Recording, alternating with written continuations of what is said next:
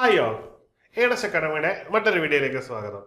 ഇന്ന് വളരെ പ്രധാനപ്പെട്ട ഒരു കാര്യം പറയാനാണ് വന്നിരിക്കുന്നത്. മറ്റൊന്നുമല്ല, RRB NTPC നോട്ടിഫിക്കേഷൻ വരികയാണ്. അതിന്റെ 4-ാം തീയതി മുതൽ നമുക്ക് അപ്ലൈ ചെയ്ത് തുടങ്ങാൻ പറ്റുമെന്നാണ് റെയിൽവേ ഒഫീഷ്യൽ നോട്ടിഫിക്കേഷനോട് അറിയിച്ചിരിക്കുന്നത്.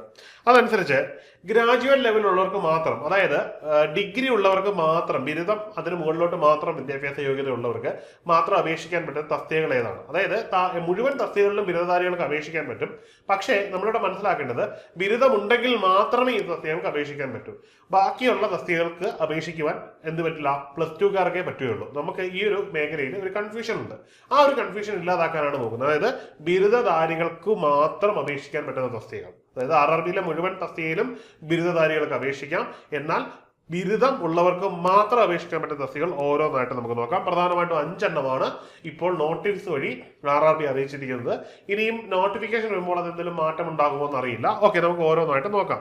അതിൽ നമ്മൾ ഓൾ ഓവർ ഇന്ത്യ നോക്കുമ്പോൾ എത്ര വേക്കൻസികളുണ്ട് ബിരുദമുള്ളവർക്ക് മാത്രം, അല്ലെങ്കിൽ ബിരുദ നിലവാരമുള്ളത് എന്ന് നോക്കിയാൽ 8113 വേക്കൻസികളാണ് നിലവിൽ പറയുന്നത്.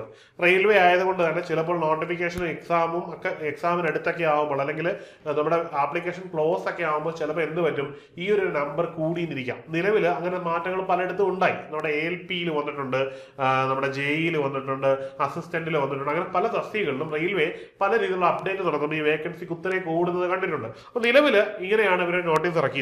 ഇനി ഡിഗ്രി ഉള്ള തസ്തികകൾക്ക് നിലവില് 18 മുതൽ 36 വയസ്സ് വരെ ഉള്ളവർക്ക് നോർമലി എഴുതാം. അതായത് ജനറൽ കമ്മ്യൂണിറ്റിയിൽ പെട്ടവർക്ക് വരെ എഴുതാം 18 മുതൽ 36 വരെ.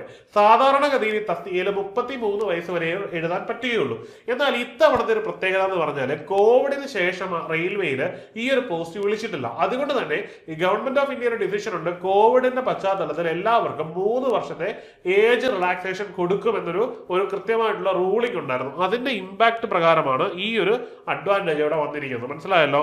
18 മുതൽ 36 വയസ്സ് വരെ എഴുതാം. അപ്പൊ അതുകൊണ്ട് എല്ലാ വിഭാഗങ്ങൾക്കും, OBC വിഭാഗത്തിന് ഇതിനേക്കാളും 3 വയസ്സ് ഇളവ് കിട്ടും, SC/ST വിഭാഗത്തിന് ഇതിനേക്കാളും 5 വയസ്സ് ഇളവ് കിട്ടും. ഇനിയും എക്സ് സർവീസ്മെൻ ആണെങ്കിൽ അവർക്ക് നിലവിൽ പറഞ്ഞിരിക്കുന്ന വ്യവസ്ഥ അനുസരിച്ചുള്ള ഇളവുകളെല്ലാം കിട്ടുമെന്ന് മനസ്സിലാക്കിക്കൊള്ളുക. അതായത് ജനറൽ വിഭാഗത്തിന്റെ ഏജ് ആണ് ഇവിടെ പറഞ്ഞത്, 18 മുതൽ 36 വയസ്സ് വരെ. ഓക്കെ, ഇനിയും ഏതൊക്കെയാണ് ഈ ഒരു ഡിഗ്രി ലെവലിൽ മാത്രമുള്ളവർക്ക് എഴുതാൻ പറ്റുന്ന തസ്തിക എന്നാണ് പറയാൻ പോകുന്നത്. അതിൽ ആദ്യത്തേത് ഗുഡ്സ് ട്രെയിൻ മാനേജർ. നേരത്തെ നോട്ടിഫിക്കേഷനിൽ ഗുഡ്സ് ഗാർഡ് എന്നാണ്. രണ്ടിന്റെ പർപ്പസ് ഒന്നാണ്. പക്ഷെ നിലവിൽ റെയിൽവേയിൽ ചെറിയൊരു മാറ്റം വന്നിട്ടുണ്ട്. IRMS ഒക്കെ വന്ന ശേഷം ചെറിയൊരു മാറ്റം വന്നിട്ടുണ്ട്. അതുകൊണ്ടാണ് ഈ ഒരു തസ്തിക ഗുഡ്സ് ട്രെയിൻ മാനേജർ എന്ന് പറയുന്ന ഒരവസ്ഥയിലേക്ക് മാറുന്നത്. ഇത് ടോട്ടൽ വേക്കൻസികൾ എന്ന് പറയുന്നത് 2684 ഇത് മുഴുവൻ RRBകളിലും ഉള്ള വേക്കൻസി ആണെന്ന് എടുത്തു പറഞ്ഞുകൊള്ളട്ടെ. അതായത് ഒരു ഇൻഡിവിജ്വൽ RRBയിലല്ല, ഓൾ ഓവർ ഇന്ത്യയിൽ ഈ ഒരു വേക്കൻസി ഉള്ളത് 2684. ഇനിയും സാലറി എത്രയാണ് എന്നുള്ളതാണ്. അത് 29,200 ബേസിക് പേ സാലറിയാണ്. ഇതല്ല ബൈ ഹാൻഡ് കിട്ടുന്നത്, എപ്പോഴും ഇതിനേക്കാളും കൂടുതലാണ്. ഇത് നമ്മൾ ജസ്റ്റ് ഒന്ന് അറിയാൻ വേണ്ടി പറയുന്നതാണ്. 29,200 സാലറി കിട്ടുന്ന ഒരു ലെവലാണ്. പക്ഷെ ബൈ ഹാൻഡ് 35-ന് മുകളിൽ സാലറി ഏതാണ്ട് 40-ന് അടുത്ത് കിട്ടുന്ന ഒരു തസ്തികയാണ് ഈ ഗുഡ്സ് കാർഡ്. കൂടാതെ ഓരോന്നിനും എക്സ്ട്രാ അലവൻസ് കൂടി ഇതിനുണ്ട് എന്നുള്ളതാണ് ഏറ്റവും വലിയ പ്രത്യേകത. ഇനിയും ഇതിന്റെ ജോബ് റോൾ എന്ന് പറഞ്ഞു കഴിഞ്ഞാൽ ഇത് സേഫ്റ്റി റോളാണ്. ഇത് ട്രെയിനിൽ തന്നെയുള്ള ജോലിയാണ്. അതായത് ട്രെയിനിന്റെ പിന്നിൽ നിൽക്കുന്ന ആ കൊടി കാണിക്കുന്ന ആളാണ്. ഇവർ റിക്രൂട്ട് ചെയ്യുന്നത് ഗുഡ്സിലാണ്. ഗുഡ്സ് ട്രെയിനിലായിരിക്കും ആദ്യം, പിന്നീട് പാസഞ്ചർ ട്രെയിനിലേക്ക്, പിന്നെ എക്സ്പ്രസ് ട്രെയിനിലേക്ക്, ഇങ്ങനെ ഉത്തരവാദിത്തങ്ങൾ കൂടിയായിരിക്കും പോകുന്നത്. അപ്പോൾ അവരുടെ ബിഗിനിങ് സ്റ്റേജ് ആണ്. മാത്രമല്ല ഇതിന് അലവൻസുകൾ വളരെ കൂടുതലുള്ളൊരു തസ്തിക കൂടിയാണ്. ഇനി അടുത്ത തസ്തികയാണ് സ്റ്റേഷൻ മാസ്റ്റർ എന്ന് പറഞ്ഞാൽ ഏറ്റവും കൂടുതൽ റെസ്പോൺസിബിലിറ്റി ഉള്ള ഒരു പോസ്റ്റാണ്. ഇത് ഓൾ ഓവർ ഇന്ത്യ ഉള്ളത് 963 പോസ്റ്റുകളാണ്. ഇനിയും ഇതിന്റെ സ്റ്റേഷൻ മാസ്റ്റർ സാലറി ഏറ്റവും കൂടുതൽ സാലറി ഉള്ള ഒരു പോസ്റ്റാണ്. 35,400 രൂപ സാലറി കിട്ടുന്ന ഒരു വൻ എസ്കീം പോസ്റ്റാണ് റെയിൽവേയില് സ്റ്റേഷൻ മാസ്റ്റർ എന്ന് പറഞ്ഞാൽ. ഇതിന്റെ ജോബ് റോൾ എന്ന് പറഞ്ഞു കഴിഞ്ഞാൽ വല്ലാത്തൊരു ജോബ് റോളാണ്. അതായത് ഇദ്ദേഹത്തിന്റെ ജോലി ഓഫീസിലാണ്, സ്റ്റേഷൻ മുഴുവൻ നോക്കണം. ഇനി സ്റ്റേഷനിൽ യാർഡ് ഉണ്ടെങ്കിൽ യാർഡിന്റെ റെസ്പോൺസിബിലിറ്റി നോക്കണം. ഇനി സേഫ്റ്റി കൺസേണിലാണെങ്കിൽ അതും ഇദ്ദേഹത്തിന്റെ തന്നെ റെസ്പോൺസിബിലിറ്റി ആണ്. അതുകൊണ്ട് നമുക്ക് ഒരു സിംഗിൾ പോയിന്റ് ഓഫ് വ്യൂവിൽ മാത്രം പറയാൻ പറ്റുന്ന ഒരു ജോബ് റോൾ അല്ല ഇദ്ദേഹത്തിന്റെ.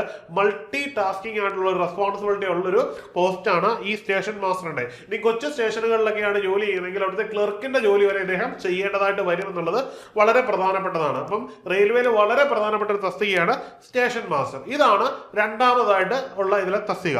ഇനി അടുത്തത് കൊമേഴ്ഷ്യൽ കം ടിക്കറ്റ് സൂപ്പർവൈസർ എന്ന് പറയുന്ന ഒരു തസ്തികയാണ്. വേക്കൻസിയാണ്.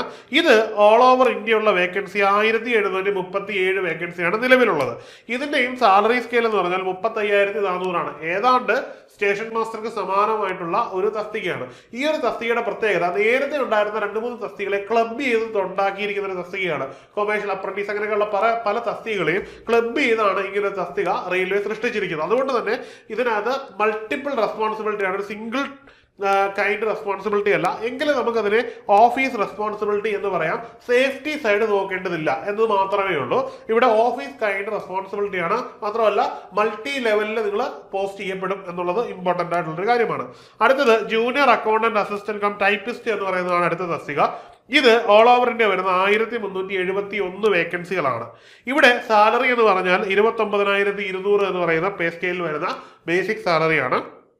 ഇനിയും ഇതിന്റെ ജോബ് റോൾ എന്ന് പറഞ്ഞു കഴിഞ്ഞാൽ ഓഫീസ് ജോബാണ്. കൃത്യമായിട്ട് ഒരു ക്ലറിക്കൽ പർപ്പസ് ഉള്ള ഒരു ജോബാണ്.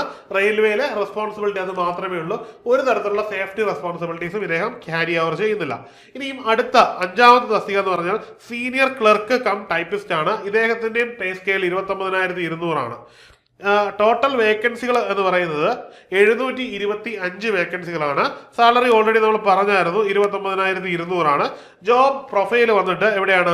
ഓഫീസിലാണ്. ഓഫീസിൽ തന്നെയാണ് ഇദ്ദേഹം ജോലി ചെയ്യുന്നത് എന്ന് എടുത്തു പറയേണ്ടതില്ലല്ലോ. അപ്പം പ്രത്യേകിച്ച് ഇവിടെയും വലിയ റെസ്പോൺസിബിലിറ്റീസ് ഒന്നും ഉള്ളതായിട്ട് കാണുന്നില്ല. അപ്പൊ നിങ്ങൾക്ക് ഇതിനൊരു കണ്ടന്റ് മനസ്സിലായി കാണും. അതായത് ബിരുദമുള്ളവർക്ക് മാത്രം അപ്ലൈ ചെയ്യാൻ പറ്റുന്ന തസ്തികൾ, കുറച്ച് സാലറി കൂടുതലുള്ള, കുറച്ച് റെസ്പോൺസിബിലിറ്റി കൂടുതലുള്ള, റെയിൽവേയിൽ പ്രൊമോഷൻ സ്കോപ്പ് ഒത്തിരിയുള്ള തസ്തികളാണ് ഈ പറഞ്ഞ ഡിഗ്രി ലെവൽ പോസ്റ്റുകൾ. +2 ലെവൽ പോസ്റ്റുകൾ പ്രൊമോഷൻ കിട്ടി നിങ്ങളുടെ ഈ ഒരു ലെവലിലേക്ക് എത്തിയ ശേഷം മാത്രമേ അവർക്ക് വളരാൻ പറ്റുകയുള്ളൂ എന്നുള്ളതാണ് ഏറ്റവും വലിയ പ്രത്യേകത എന്നുള്ളത്. മാത്രമല്ല നിങ്ങൾ കയറുന്ന പേയ്മെന്റ് സ്കെയിൽ എപ്പോഴും ഉയർന്നതായിരിക്കും ഡിഗ്രി ലെവലിലുള്ളത്. ഇനി പരീക്ഷ എങ്ങനെയാണ് നടക്കുന്നതെന്ന് അറിയില്ല. ഒരേ പരീക്ഷ തന്നെയാണോ നടക്കുന്നതോ 2 പരീക്ഷകളാണോ നടക്കാൻ പോകുന്നതെന്നും കൃത്യമായിട്ട് അറിവൊന്നുമില്ല. നേരത്തെ ഒരുമിച്ചായിരുന്നു നടന്നിരുന്നത്. ഇത്തവണ എങ്ങനെയായിരിക്കും എന്ന് കൃത്യമായി പറയണമെങ്കിൽ ഇനി വരുന്ന അവസരങ്ങളിലേ പറ്റുകയുള്ളൂ. റെയിൽവേയുടെ നോട്ടിഫിക്കേഷൻ എന്തെങ്കിലും വരണം. ഇനി ഇത്തവണത്തെ പ്രത്യേകത എന്ന് പറഞ്ഞാൽ അപേക്ഷയും 2ആയിട്ടാണ് വിളിച്ചിരിക്കുന്നത്. അതായത് 14, 22 അങ്ങനെ ഡേറ്റുകളുടെ വ്യത്യാസമുണ്ട്. 2 ഡേറ്റുകളിലാണ് 2 അപേക്ഷകളും വിളിക്കുന്നതും വിൻഡോ ക്ലോസ് ആകുന്നത്. അപ്പൊ ചിലപ്പോൾ പരീക്ഷയും 2ആയിട്ട് നടക്കാനുള്ള സാധ്യത വളരെ കൂടുതലാണ്. ഓക്കെ, അപ്പോൾ നമ്മളത് മുൻകൂട്ടി കണ്ടിരിക്കുക. ഉറപ്പൊന്നുമില്ല. എങ്ങനെയാണെങ്കിലും നിങ്ങൾ പ്രിപ്പയർ ചെയ്ത് തുടങ്ങുക. ഇപ്പൊ പഠിച്ചു തുടങ്ങേണ്ട സമയമാണ്. അപ്പൊ എനിക്ക് പറയാനുള്ളത് ഏണസ്റ്റ് അക്കാഡമിയിലെ NTPCയുടെ കോഴ്സ് വളരെ വ്യക്തമായിട്ട് നടക്കുന്നു. ലോകത്ത് എവിടെ നിന്ന് നിങ്ങൾക്ക് പഠിക്കാൻ പറ്റും. ലൈവ് പ്ലസ് റെക്കോർഡഡ് ക്ലാസ്സുകളാണ് നമ്മൾ പ്രൊവൈഡ് ചെയ്യുന്നത്. കൃത്യമായിട്ടുള്ള മെന്റർമാർ നിങ്ങളെ ഗൈഡ് ചെയ്യും. ഓപ്പൺ പ്ലാറ്റ്ഫോം കമ്മ്യൂണിറ്റി ഉണ്ട്. അപ്പൊ എത്രയും പെട്ടെന്ന് നിങ്ങൾ കോഴ്സിന് ചേർന്ന് NTPCക്ക് പഠിച്ചു തുടങ്ങുക. റെയിൽവേയിലെ ഏറ്റവും പ്രസ്റ്റീജിയസ് ആയിട്ടുള്ള ജോലി നിങ്ങൾ സ്വന്തമാക്കുക. അപ്പൊ മറ്റൊരു വീഡിയോയിൽ കാണാം. Good bye.